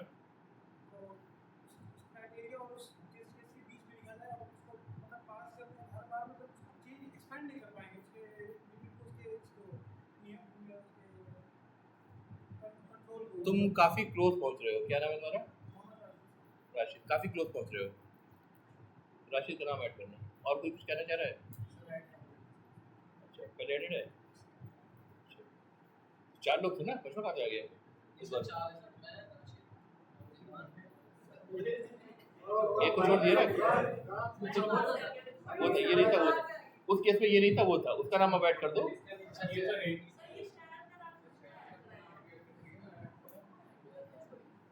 टेंशन मत लो, मैं नाम काउंट करता देखने के लिए, ये बच नहीं पाता। मैं शक्ल से सबको पहचान रहा हूँ, ठीक है। 5 लोग का नाम आप ऐड कर दो, लेकिन अभी तुमने एग्जैक्ट नहीं बताया है, तुम क्लोज हो। और किसी कुछ कहना है?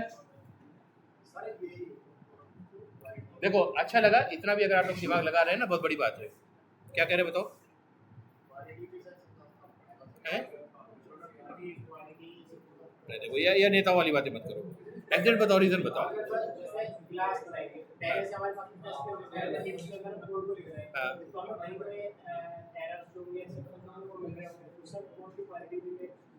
नहीं देखो, जो हम टेस्ट केस लिख रहे हैं, ये मान के चल रहे हैं कि हम जिन एस्पेक्ट को चेक करना चाह रहे हैं कोड, उसी को चेक कर रहे हैं।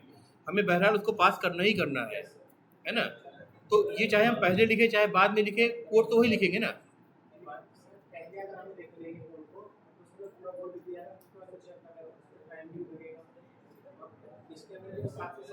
ज़्यादा टाइम लगेगा, क्योंकि अभी तुम हर मेथड की सिग्नेचर को पहले डिज़ाइन कर रहे हो, तो टाइम भी ज़्यादा लगेगा, दिमाग भी ज़्यादा लगेगा, और तुम परेशान भी ज़्यादा होगे। अब बताओ। देखो, मैं बताता हूँ, अब ध्यान सुनो भाई।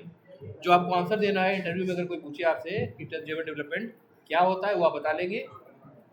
मतलब टेस्ट ड्रिवन डेवलपमेंट मतलब यूनिट टेस्ट केस आप पहले लिखेंगे, है ना, बाद में कोड लिख करके उनको पास कराएंगे बारी बारी। This is test driven development. Test ही आपके डेवलपमेंट को ड्राइव कर रहा है।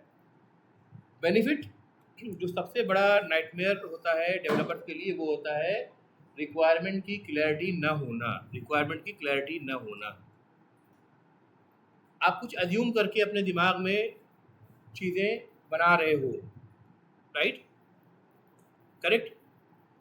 और बाद में क्लाइंट कहता है कि नहीं भाई, ये तो ऐसी चीज़ नहीं है, बाद में कुछ और रिक्वायरमेंट आती है।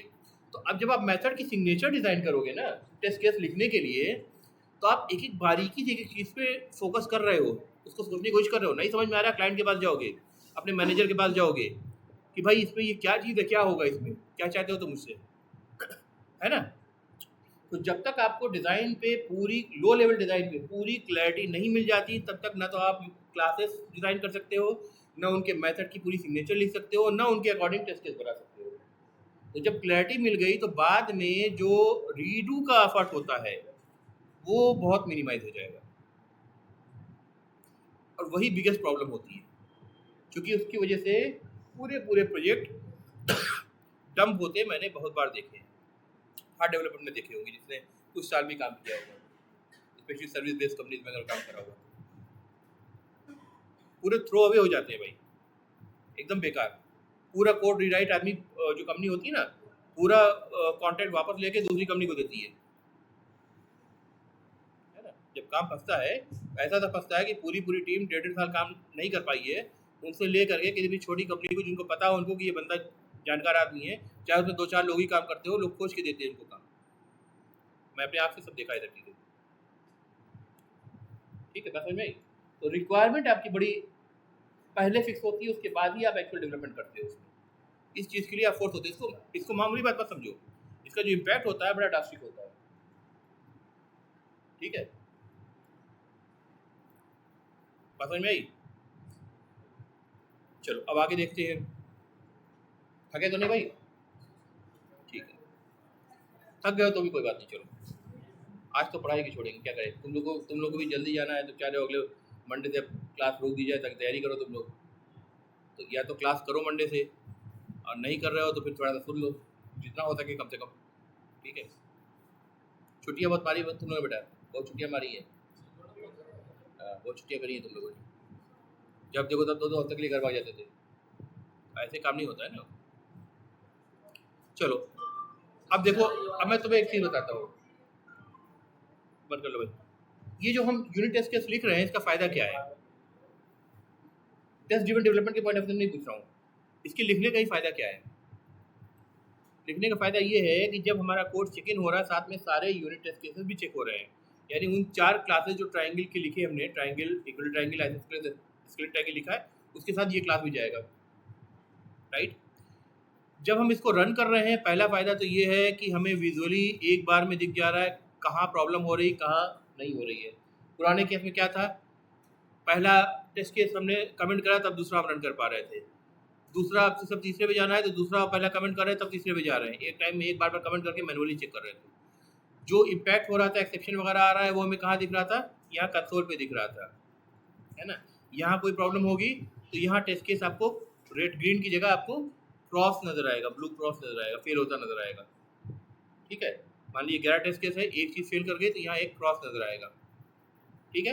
ये तो ये है कि सारी फंक्शनलिटीज आप एक बारी में चेक कर पा रहे हो, विजुअली देख पा रहे हो, वो अलग बात है डेवलपमेंट के टाइम में, ठीक है। लेकिन जब डिप्लॉय हो जाता है तब विजुअली देखने के लिए नहीं होता है वो। फिर क्या होता है कि जब भी उन पार्टिकुलर फाइल्स में या क्लासेस में या उनसे डिपेंडेंट किसी भी क्लास में कोई कोड को चेंज कर रहा है जो उनको इफेक्ट कर सकता है ना, तो क्या होगा कि जब कोड बिल्ड होगा तो साथ में ये टेस्ट केसेस इंटीग्रेटेड रहेंगे और ऑटोमेटिकली रन करेंगे। अगर फंक्शनलिटी कहीं से भी डिस्टर्ब हुई तो इनमें से टेस्ट केस फेल करने लगेंगे, ठीक है।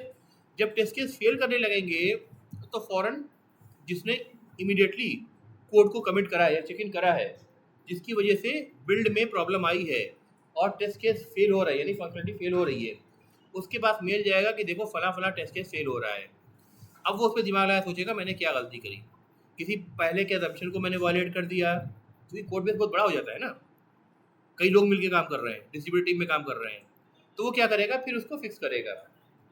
तो फर्स्ट स्टेप जो चेक आपका है वो सारे टेस्ट केसेस है जो आपने खुद लिखे हैं, ठीक है। अब गलती जो मैंने कहा कि 2 तरह से बिल्ड में प्रॉब्लम आ सकती है। एक प्रॉब्लम ऐसे आ सकती है, दिखाता हूँ मैं आपको। देखो जब मैं इसको टेस्ट केस को यूनिट टेस्ट केस बना रहा था आपका, तब तक मैंने जो ट्रायंगल क्लास है, याद है पहले मैंने ट्रायंगल क्लास को अब्स्ट्रैक्ट नहीं करा था, अब्स्ट्रैक्ट नहीं करा था। तब मैंने जो टेस्ट केस बनाए थे वो आपको दिखाता हूँ क्या बनाए थे। वो क्लास में पढ़ाते पढ़ाते ही दिमाग में आया पढ़ाना है इसको भी, तो मैंने आपको अब्स्ट्रैक्ट बना के उसका रीज़न बताया, राइट।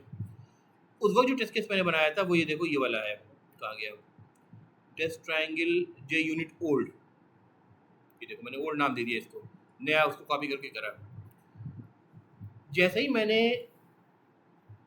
क्लास ट्रायंगल को अब्स्ट्रैक्ट कीवर्ड लगाया होगा, इसका बिल्ड फेल हो गया, यहाँ कंपाइलेशन आने लगा। जैसे ही बिल्ड प्रोसेस में जाएगा कंपाइलेशन में एरर थ्रो करेगा, जिसने भी एब्स्ट्रैक्ट लगाया है वहाँ पर उस डेवलपर के पास पहुँचेगा। तो या तो टेस्ट केस चेंज करे या फिर वो एब्स्ट्रैक्ट हटाए, कोई एक काम करे, क्योंकि अब टेस्ट केस ये पास करने के लिए नहीं बने हैं। ये देखो मैंने जहाँ जहाँ ऑब्जेक्ट बनाए ना, ट्रायंगल का ऑब्जेक्ट बनाए हैं, क्योंकि पहले ट्रायंगल क्लास एब्स्ट्रैक्ट नहीं था। ट्रायंगल क्लास को हम इसका कंक्रीट क्लास बना रहे थे। तो एक फेलियर तो इस तरह हो सकता है, ठीक है, एक फेलियर इस तरह से हो सकता है। दूसरा फेलियर कैसे हो सकता है तो मैं एग्जांपल दिखाता हूँ। अभी हमने कौन कौन से टेस्ट केसेस अभी पढ़े हैं, एक दो पढ़े हैं ना, चलो कोई एक लेते हैं। मान लो इसको छोड़ो, कोई और देखते हैं, वो इसमें अभी आसानी से समझाना पॉसिबल नहीं है।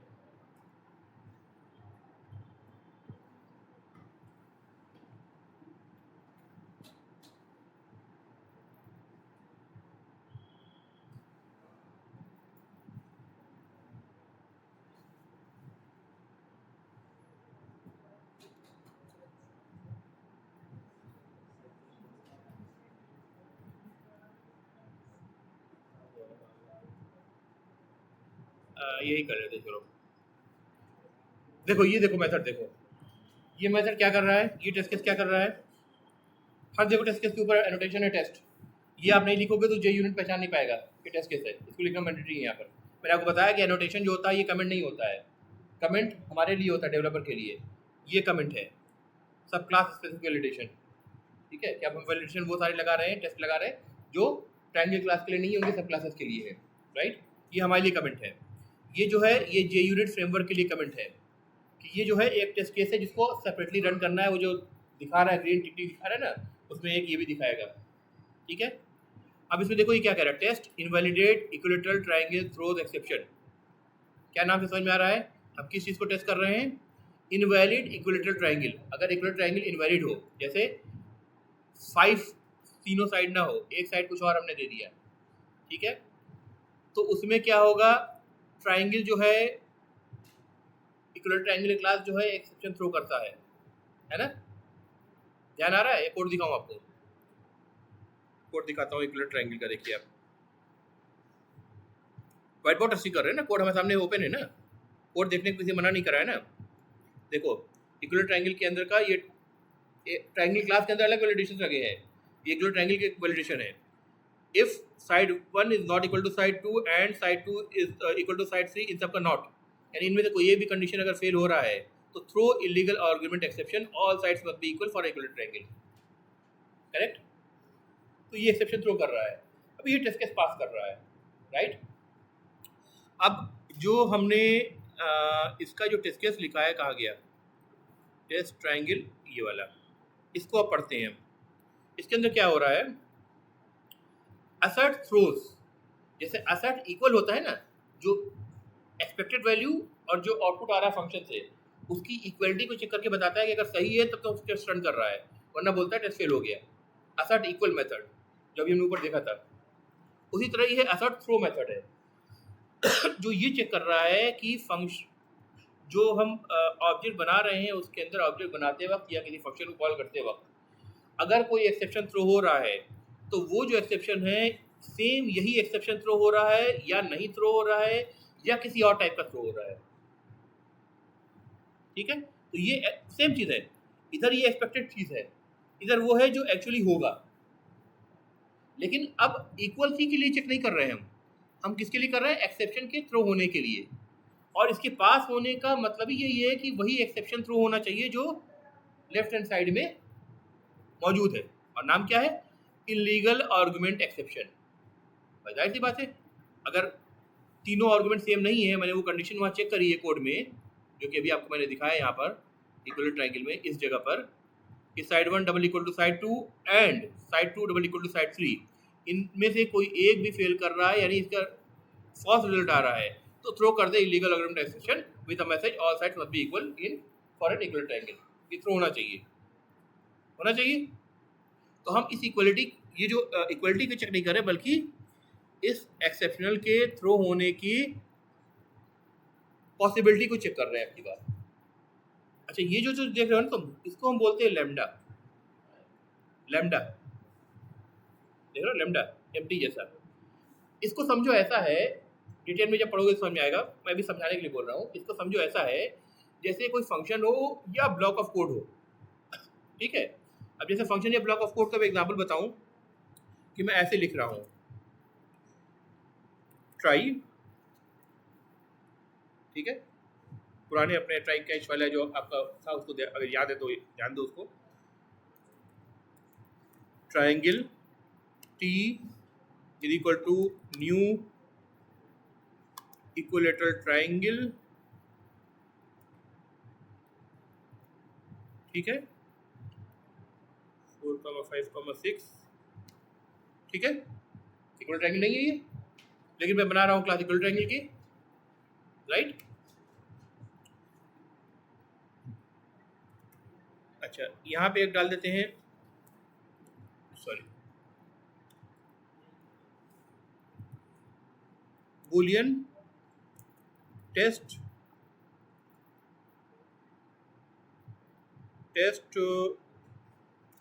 Fail is equal to true. हम मान के चल रहे हैं कि टेस्ट फेल हो रहा है, ठीक है। अब इसमें हम क्या कर रहे हैं, catch illegal argument exception EX मान लो, ठीक है। अगर ऐसा हो रहा है तो test fail is equal to false कर दिया, क्योंकि टेस्ट पास हो रहा है ना। अगर एक सेक्शन थ्रो हो रहा है, ये हम चाह रहे थे, तो फॉल्स हो रहा है। अब नीचे हम कुछ कोड लिखेंगे, अगर ऐसा हो रहा है तो एसर्ट, या सीधे हम कहेंगे कुछ कोड ऐसा लिखेंगे जो बता दे जे यूनिट को कि टेस्ट पास हो गया है ना, इस टेस्ट फेल वेरिएबल के बिना पर। ऐसा कोड अगर हम लिखेंगे तो एक लंबा चौड़ा कोड हुआ, ब्लॉक ऑफ कोड हुआ। इस कोड की अब हमें ज़रूरत नहीं है, एक दो लाइन कोड और भी होगा, ऐड होगा इसमें, इसको मैं ऐड ब्लॉक कमेंट कर दे रहा हूँ। इस कोड की जगह मैं सिर्फ इतना कहूँगा, कितना देखो सिंपल सिंटेक्स है इसका, some block of code empty bracket में, जिससे अगर एक इक्विलेटरल ट्रायंगल का ऑब्जेक्ट बनाया जाए और उस इक्विलेटरल ट्रायंगल की कंडीशन को इनवैलिड कर दिया जाए, यानी 3 3 3 ना हो गए, 3 3 4 कर दिया, तो एक्सेप्शन आए। और एक्सेप्शन मस्ट बी, जो एक्सेप्शन थ्रो हो रहा है that must be of the object of the class of illegal argument exception. अगर ऐसा हो रहा है तो टेस्ट पास हो रहा है, अदरवाइज टेस्ट फेल हो जाएगा, ठीक है। अब मान लो मैंने जो कोड लिखा था, किसी को मैं मतलब एक साल भर गुजर गया, किसी डेवलपर के पास आया, उसने कुछ एक्सेप्शन वगैरह घटा बढ़ा रहा था, उसने क्या करा कि इस लाइन को उठा के उसने कमेंट कर दिया, ठीक है। कोड में कोई प्रॉब्लम नहीं आई, कंपाइलेशन पास है, राइट। यूनिट टेस्ट केस देखो, यूनिट टेस्ट केस देखो, ये भी कंपाइल कर रहा है, इसमें कोई प्रॉब्लम नहीं आई। अब हम इस यूनिट टेस्ट केस को रन करते हैं, क्योंकि एक्सेप्शन थ्रो नहीं होगा ना। एक्सेप्शन जहाँ से थ्रो हो रहा था कंडीशन चेक करके कि तीनों साइड इक्वल होने चाहिए, नहीं है तो एक्सेप्शन थ्रो करेंगे। उस थ्रो वाली लाइन को मैंने कमेंट कर दिया। अब एक्सेप्शन अकर नहीं होगा, वो म्यूट हो गया, वहाँ पर म्यूट हो गया। तो यहाँ पे एसर्ट थ्रो जब देखेगा कि कोई एक्सेप्शन थ्रो नहीं हो रहा है तो ये फॉल्स रिटर्न करेगा। ये फॉल्स रिटर्न करेगा तो जे यूनिट समझ जाएगा कि ये टेस्ट फेल हो गया, ठीक है। इसको मैं रन करता हूँ, इधर जे यूनिट, नाम याद रखना, test invalid equilateral triangle throw exception, ये टेस्ट है, राइट। अब इसको देखो, रन एज जे यूनिट, देखो एक ये देखो, ये वही वाला है जो फेल हुआ, जिसमें क्रॉस दिख रहा है, ब्लू कलर का क्रॉस आपको दिख रहा होगा, इससे बड़ा नहीं होगा यार, यही है, फेल हो गया। विजुअली देख के आपको समझ में आ गया फेल हो रहा है, आपको एज अ डेवलपर भी विजुअली देख के फेल समझ में आ रहा है। और ये कोड अगर इंटीग्रेटेड है तो कोड बिल्ड में जब जे यूनिट का फ्रेमवर्क इसको टेस्ट करेगा तो उसको रिपोर्ट करेगा फेल हुआ है, और डेवलपर को तब भी नोटिफिकेशन जाएगा कि तुमने जो कोड में चेंजेस करे हैं उसकी वजह से एक प्री जो टेस्ट जो पहले पास होता था अब फेल हो गया है, अब फंक्शनलिटी को रिव्यू करो। व्यू समझ में आ रहा है, आ रही बात समझ में। अब बेटा देखो हो रहा है 1:45, अब इसमें बचे हैं बहुत सारे टेस्ट केस, लेकिन मेरे ख्याल से जितना मैंने आपको बता दिए है, अगर मैं आपको फाइल दे दूंगा तो आप उसको पढ़ के समझ सकते हो। ना समझ में आए तो एक काम करना, अपने व्हाट्सएप ग्रुप पे क्वेश्चन पूछना, इसमें जितने एक्सपेरिमेंट करने हैं और टेस्ट केस ऐड करके देखना, ठीक है। और भले ही वो अगर अभी नहीं कर पा रहे हो तो एग्ज़ाम बात करना। लेकिन एक बार बताऊं, जितने भी सेशन आप लोग के लिए स्पेशली इस बैच के लिए, वो सारे ऐसे सेशन हैं कि एग्ज़ाम ख़त्म होने के बाद उसको गहराई से पढ़ना, क्योंकि वो आपको इंटरव्यू में एक अलग एज देंगे, इस बात की 100% गारंटी दे रहा हूँ, जितना भी कवर हुआ है, ठीक है। और वो काम कभी भी जल्दीबाजी से नहीं हो सकता था, ठीक है। मेरा फोकस था क्योंकि अब आप पास आउट होने जा रहे हो, सिचुएशन मार्केट की चेंज हो चुकी है, तो आप इस लायक बनो कि आप उन चीज़ों को समझो जो सच में आपको हेल्प करेगी, ठीक है। तो बात मानना, एग्ज़ाम पास करना एक अलग बात होती है, लेकिन उसके बाद गहराई से जावा पढ़ना, ओरेकल के जो वो होते हैं, क्या बोलते हैं, तुम्हारा सर्टिफिकेशन के होते हैं, 2 सर्टिफिकेशन कम से कम एक के बाद एक दे देना, उससे भी कोर जावा स्ट्रांग हो जाएगा। ये सब चीज़ें जो हमने पढ़ी हैं, गाइडिंग प्रिंसिपल्स पढ़े हैं डिज़ाइन के, इन सबको गहराई से समझने की कोशिश करना, ठीक है, और उन पर मेहनत करना। यकीन मानो अगर आप ऐसा करके जाओगे तो आपको इंटरव्यू में एज मिलेगा, अगर डेवलपमेंट के इंटरव्यू के लिए जा रहे हो।